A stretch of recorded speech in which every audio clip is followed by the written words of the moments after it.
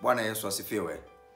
Ninakushukuru sana ndugu mpendwa mfuatiliaji, na ninapenda kumshukuru Mungu kwa namna ambavyo anatuwezesha na kutupatia nafasi nyingine tena tuzungumze pamoja katika siku ya leo.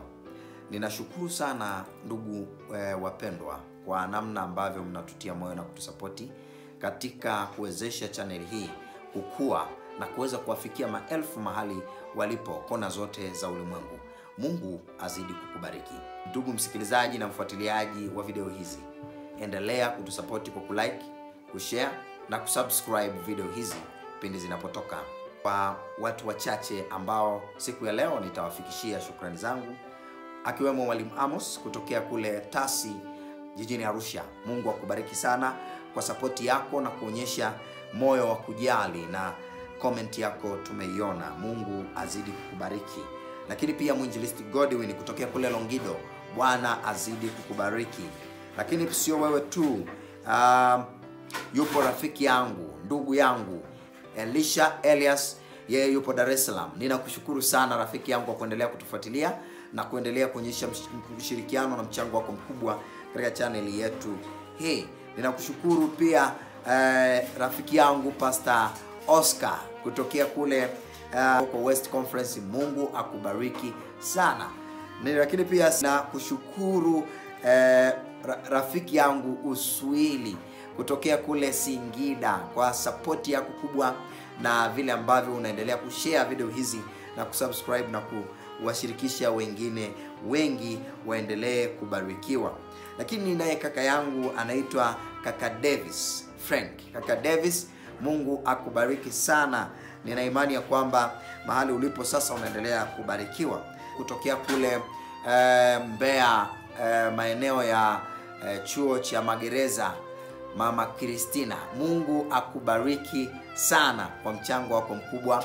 Lakini pia nina imani wapo wengi sana ambao ningeweza kuwashukuru, lakini kwa sasa niishie hapo. Shukrani zangu ziwafikie wote mnaoendelea kufuatilia kwa sasa. Mungu awabariki. Tuombe. Baba yetu mwema, tunakushukuru kwa wakati huu. Tunasema asante kwa kuwa pamoja nasi. Sasa tunakualika endelea kuwa pamoja nasi tunapokuwa tukizungumza na kusikiliza unaponena nasi katika masaa haya. Jina lako litukuzwe, kwani utazungumza nasi katika jina lako Yesu Kristo. Amen. Ninakushukuru ndugu mpendwa kwa kuendelea kutufuatilia tena. Somo la wasaa huu lina ujumbe unaosema nini kitanitenga naye? Nini kitanitenga naye? Tumekwisha kuwa na mada kadha wa kadha ambazo hapo awali tumekuwa tukiziposti kwenye YouTube channel hii. Ukipata muda unaweza ukazipitia video kadhaa zilizopita. Lakini somo la leo lina ujumbe makini na muhimu kabisa katika maisha yetu, na limejengwa katika swali linalouliza na kuhoji nini cha kunitenga naye? Nini cha kunitenga naye? Ni nini hiki? Ni nani ambaye ninapaswa kutengwa naye? Ni nani ambaye sipaswi kutengwa naye? Na ni nini hiki ambacho kitanitenga naye? Katika kitabu kile cha Warumi sura ya 8, msomaji unapofuatilia Warumi sura ya 8:35, Biblia inasema, ni nani atakaye kutenga na upendo wa Kristo? Je, ni nani atakaye kutenga na upendo wa Kristo? Kumbe yupo mtu ambaye kwake yeye tunajenga hoja ya kwamba ni nani wa kunitenga naye. Huyo ni Yesu rafiki yangu. Huyo ni Yesu ndugu yangu. Huyo ni Yesu mpendwa wangu unayenisikiliza mahali popote. Yesu ambaye anakupigania, Yesu ambaye amekushikilia, Yesu ambaye anakushindia, Yesu ambaye amekuvusha kwenye changamoto fulani. Huyo ni Yesu ambaye ana uwezo mkubwa. Huyo ni Yesu ambaye anaweza kupambana na maadui zako. Huyo ni Yesu ambaye anatangaza mwisho tangu mwanzo. Huyo ni Yesu ambaye anajiita yeye ni Alfa tena Omega. Huyo ni Yesu ambaye yeye anajiita ndiye mwana wa Daudi. Huyo ni Yesu ambaye anajiita ndiye Simba wa Yuda. Huyo ni Yesu ambaye anajiita yeye ndiye mfalme wa wafalme. Huyo ni Yesu ambaye anajiita Ebeneza. Huyo ni Yesu ambaye anajiita yeye ndiye kila kitu na yote katika yote, ndani ya yote. Yeye ni kila kitu. Huyo ndiye ambaye swali hili na mada ya leo imejengeka kwake. Ni nani, ni nini kitanitenga naye? Ni nini? Tukimwongelea Yesu, wakati alipokuwa hapa ulimwenguni, alifanya mambo makubwa yenye kushangaza. Hata wakati fulani umati wa watu wengi hawakuchoka kuambatana naye.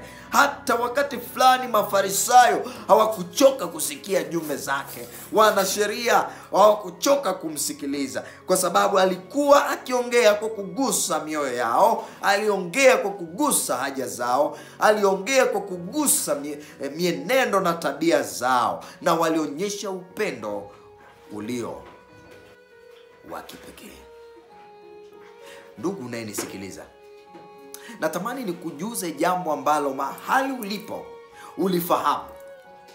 Ni nini kitakachokutenga naye huyu ambaye anaipigania afya yako hadi sasa, ambaye anashikilia pumzi yako hadi sasa, ambaye anakupatia uwezo wa kiuchumi, uwezo wa kibiashara, uwezo wa kifedha, uwezo mali za kutosha. Huyo ndiye ambaye swali hili limejengeka kwake. Ni nini cha kukutenga naye? Anapoitwa yeye ni yote katika yote, yeye ndiye kila kitu katika maisha yetu. Paulo anauliza, ni nini kitanitenga naye na upendo wa Kristo? Swali hili lilojengeka katika kitabu kile cha Warumi sura ya 8:35. Paulo anauliza kwa kuchochea moyo, ya kwamba moyoni mwangu nikijitathmini, nikajitafuta, nikajiona kwenye kaskrini maisha yangu, mienendo yangu, je, ninagundua ya kwamba ni kwa sababu ya akili zangu? Je, ninagundua ya kwamba ni kwa sababu ya elimu niliyo nayo? Je, ninagundua ya kwamba ni kwa sababu ya doctorate ambayo nimeipata? Je, ninagundua ya kwamba ni kwa sababu mimi ni daktari? Je, ninagundua ya kwamba ni kwa sababu cheo nilicho nacho? Je, ninagundua ya kwamba kwa sababu mimi ni mchungaji?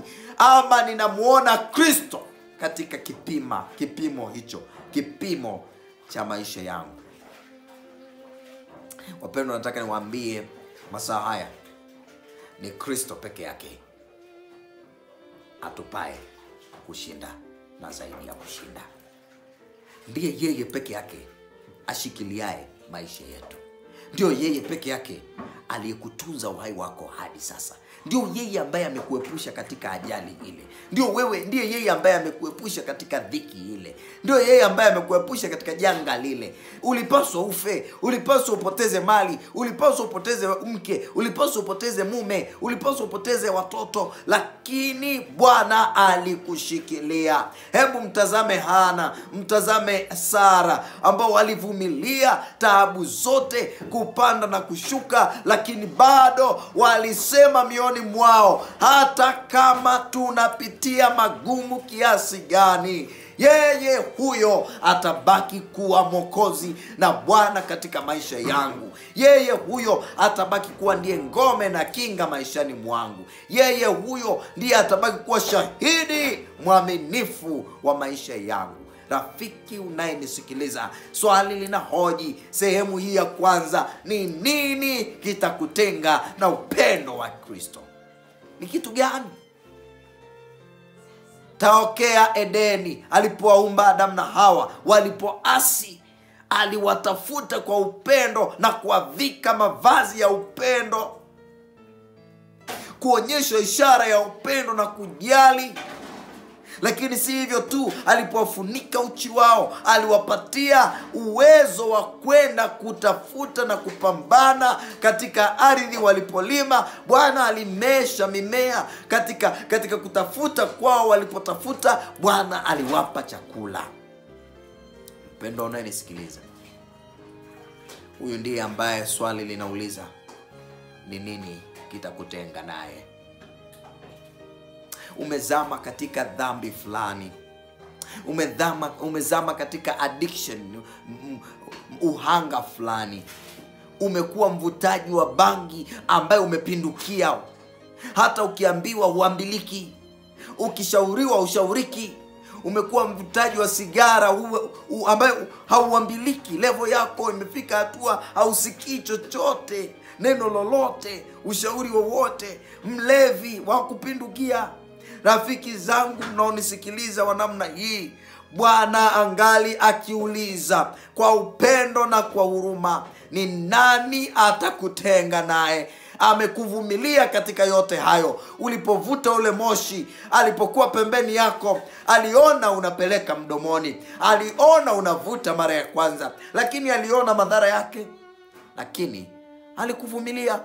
Ulipokunywa ile pombe, uliposhika ile bia, wakati unaiweka mdomoni, alikuwa pembeni yako na bado jicho lake lilikutazama. Amekuvumilia. Amekuvumilia. Wakati unaenda kuzini, alikuona. Amekuvumilia. Wakati unaenda kufanya mauaji, alikuona. Amekuvumilia. Wakati unaenda kutoa ujauzito, mimba, alikuona. Amekuvumilia. Wakati unamtelekeza yule mtoto kwenye maeneo yasiyoelezeka, alikuona. Amekuvumilia. Wakati unamsaliti mume wako, alikuona. Amekuvumilia. Wakati unamsaliti mke wako, amekuona na alikuona. Amekuvumilia. Wakati unasema uongo, alikuona na amevumilia. Wakati unaingiza mada za uchochezi ili wenzako wakose kazi kwa hila fulani, alikuona. Amekuvumilia. Wewe tajiri, wewe bosi ambaye unawataka wafanyakazi kwa nguvu kingono, amekuona. Amekuona. Anakuvumilia. Uvumilivu wake ni kwa sababu anakupenda. Anahitaji uwe wake daima. Hajalishi umetanga mbali kiasi gani, anahitaji uwe wake daima. Uwe wake daima. Paulo anauliza. Paulo aliyekuwa ni mtu ambaye ni jemedari aliyeogopwa na Wayahudi. Jemedari aliyekuwa tishio. Alikuwa akifanya mauaji ya wale wa Kristo waliosimama na kutetea imani. Aliwaua. Lakini leo anauliza, ni nini kitanitenga na upendo wa Kristo? Ni nini? Huu upendo umezidi. Huu upendo hauwezi kuelezeka kwa akili za kibinadamu. Hauna maneno ya kibinadamu yanayotosheleza kueleza upendo huu. Mpendo unayenisikiliza, ni upendo uliyekutafuta kutoka katika utumwa wa dhambi, nao unatamani ukuvute, ukuokoe. Uko tayari? Uko tayari? Kama uko tayari, Bwana aseme nawe. Bwana afanye kituo ndani yako. Bwana abadilishe taswira ya maisha yako. Bwana akufanye kuwa mpya. Bwana aweke agano jipya nawe. Bwana asahau mapito ya kale. Bwana akutendee kile ambacho ni hitaji la moyo wako. Kwa nini usimkabidhi yeye maisha yako? Kwa nini usikiri hakuna cha kukutenga naye? Kwa nini katika sehemu hii ya kwanza, ni nini kitanitenga na Bwana? Sehemu ya kwanza, tafakari. Huyo ndiye Bwana wa Mwokozi na Mwokozi wa maisha yetu. Huyo ndiye mwamba. Huyo ndiye jemedari. Huyo ndiye Mungu wetu ambaye anahoji. Kuna jambo litakalo kutenga wewe naye? Na kama hakuna, Bwana akubariki. Bwana akutendee. Mungu akipenda, somo lijalo litakuwa ni sehemu ya pili. Nini cha kutenga naye, sehemu ya pili. Ninakuombea usipange kukosa. Shirikisha na marafiki wasikose kabisa. Mungu akubariki. Asante kwa kunisikiliza.